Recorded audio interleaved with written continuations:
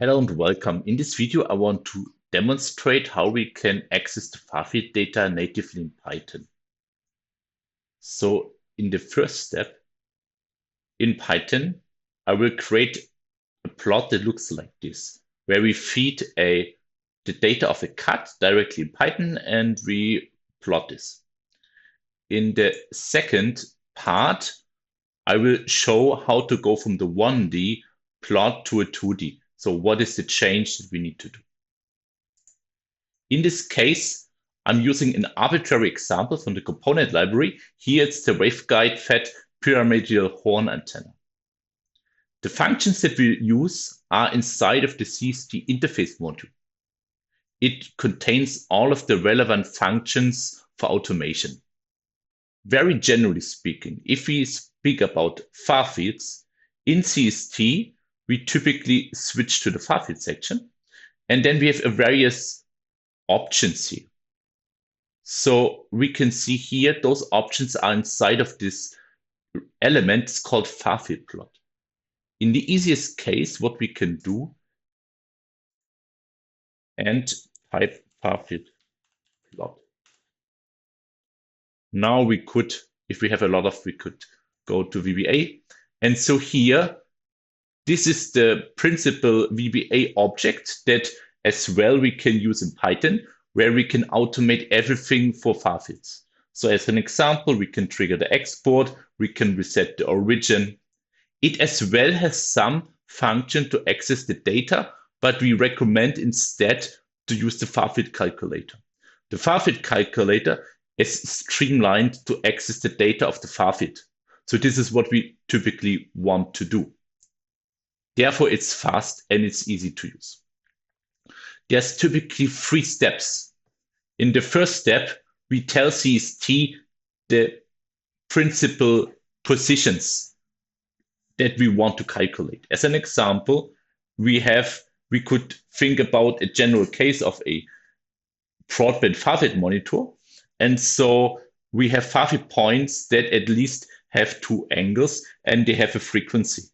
The second one is then to say CST to basically select the Farfield that we want to do the calculation on. And at the end, we have the function getList, where we say CST, what is the actual data we want to get out? So here we can think about the getList are the options that we see in the Farfield plot on the right side. I have prepared some inputs to start with. So in this principal example, we'll use the CST interface to load the data, to do the Python, and then we have the plotting. And for the end, I'm still using some NumPy library. So let us get started. The first part is always to get to access the project. For this, we'll execute get current project. Then we can already start with the 3 function calls that we need for the 3 individual steps. I will scroll here. So the first one is the add list evaluation points. This provides a list of points. And for each of the point, we need to define the 2 angles. We need to define, so this is called polar angle and lateral angle. Why? Because we have spherical coordinate system where we could refer to this as theta and phi, and others we don't. So these are the general names. Then we have the radius in meters. This is for properties such as the E field that depends on the radius. We have the coordinate system. So the angles are defined on a specific coordinate system. We will use the spherical one. And then we say that we are using a monitor that is based in the frequency domain, and we then provide the frequency for this monitor. So let us get started. First, it is important to understand these methods here. They can be accessed via the object Farfield calculator, and this can be accessed inside of the 3D environment. And the 3D environment is mapped into the model 3D. So we say CP for current project, model 3D, and then we have the Farfield calculator. And then here we have add list evaluation points that we can call. And let us now create the parameters. The first one, we want to make a theta cut. So I'm using here the list and the range to get simply a list of points between 180 and 180 with one increment. So this is my cut. Then I have my fixed angle, which is phi. And so phi, I'm using here a notation where I have a list and I multiply it with a number. So in this case, the result of theta will be, I will have a list with zeros that has the same length as theta. This is to model for each point the phi. So on the next step, we go to the radius. So I will simply copy this. So here we say radius, just call it radius. In this case, we don't need it because we want the gain. It's not dependency on the radius, but we still need to provide it. So therefore, I'll just create it. Then we have the coordinate system. Here as well, I'm using spherical. And again, we have theta. So, sorry, this is a mistake here. Need to make this. The coordinate system is spherical. Again, I copy this. I say what is referred to as T of type is frequency. And then I make the frequency, which is 10 gigahertz. So I'm saying here 10, and I call this frequency.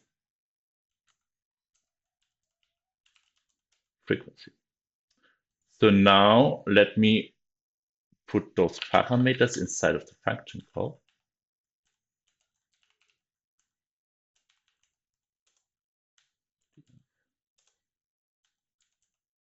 Frequency. So I'm going here with those parameters. I'm using the same as this is documented here. Let us maybe execute it. It runs fine. So let us say we didn't do any typing mistake. The next one now is to go to calculate list. So I will just here, I will just say calculate list. And here we have two parameters. The first one, as we can see on the right-hand side, is the tree path. So for this, I'm going back to CST. And here I can right-click on the Farfield and I can say copy tree path. Can make this again. And sorry, here inside. And now I'm using here Farfield approximation. Then what I'm doing is I'm saying calculate list. Sorry. This is what I did. Let me scroll down. It's called get item. Get list. Get list. Here, as we can see, there's two parameters. The first one is called result type. If we look at the help, we can see the result type is the quantity, like realized gain or RCS. So let us first use this, realized gain. And then we have what's referred to as field component. So the field component we want to return has some properties, like it has coordinate system. This is different than the first. So in the first, we define the coordinate system where we define the points. And in this function, we define the coordinate system of this point that we want to get back. So here we have, as an example, some other ones. We have the polarization we could say it's linear. And then here, so let us just fill this out, maybe quick.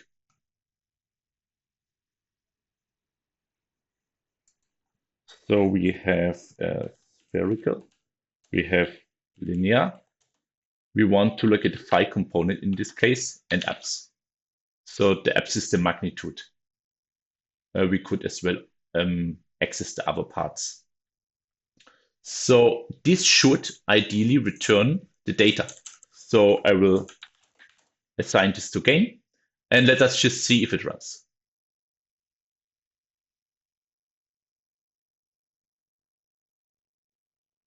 Now this runs, this looks fine. So we can see we want theta should be our angle that is the x, and then we have gain. Before we do this, or when I will just execute it, and we will see there will be a small error here. The error is the following. We are calling, in this case, it is a test. So we call the at-list evaluation points a few times. And each time when we call it, it adds the points to a list that's been calculated. So it means the list will grow because we add and we add and we add. So the first thing here, and this is true, we need to call a reset function. And so right now, this looks not so bad. So we can see visually, at least we can see it's the same. It seems to be the same data. So this is the principal steps that we need. We have 3 steps. The first, we add the list, we add the points, we say where we want to calculate it, and then we get the data back. The data that we put in and that we return is a 2D grid. In this case, we change the data such that the points that we provided is a cut. Now what we will do, we will simply change the theta and phi to be a list that logically represents a 2D grid. So I will copy this code here to a next cell, and I will explain what is the difference between this simple example and a very general case where we can really deal with an arbitrary number of points that we want to access. As an example, a 2D grid. So in this case, I will use NumPy instead of the Python function. That makes it a bit easier. We have an arrange function that works quite similar like the list and the range. So I will say I want to make the theta from minus 180 to 180, and now I will say phi will be from minus 90 to plus 90. So here I define an array for theta and phi, and now what I want all the combinations. I want to make a list of all the combinations. These will then be calculated, and after we calculated it, we will interpret it back as a 2-dimensional matrix that we can easily plot. So how can we do this? In NumPy, we have a function called mesh grid. The mesh grid takes these 2 matrices. As well, it has an option for indexing that we can use. We do not need it, but I would say it's advised. It makes it more clear how it's being indexed. I just call it theta grid and phi grid. So now what the return of this is a 2-dimensional matrix. This is only to get logically the numbers right. What we will do now is we will say theta list. I will say now we take the theta grid and we use the revel function. It's the same as flatten. So we have a matrix and we can flatten it. We can do like a 1-dimensional list we can do. The same principally we should do for phi. So we have here, we have a phi grid, and let's call it phi list. So now this is basically now an array from 360 times 180 elements that logically is a 2D grid, but it's just at the end an array. So I will here we go now to the next few lines. Instead of using theta, I will say theta list. So this is basically now the size of the input data is theta list. And now here I changed those ones to have the same dimension. And now what I'm doing simply, I'm using theta list instead of theta. And I'm using phi list instead of phi. So but otherwise we don't need to change nothing. So it means that the function calls they don't care about what is the data represents. They are general function calls. So we don't need to do nothing here. The only thing is that after we return the data, we need to interpret this data as a 2D grid. But let me first just see if I make any typo.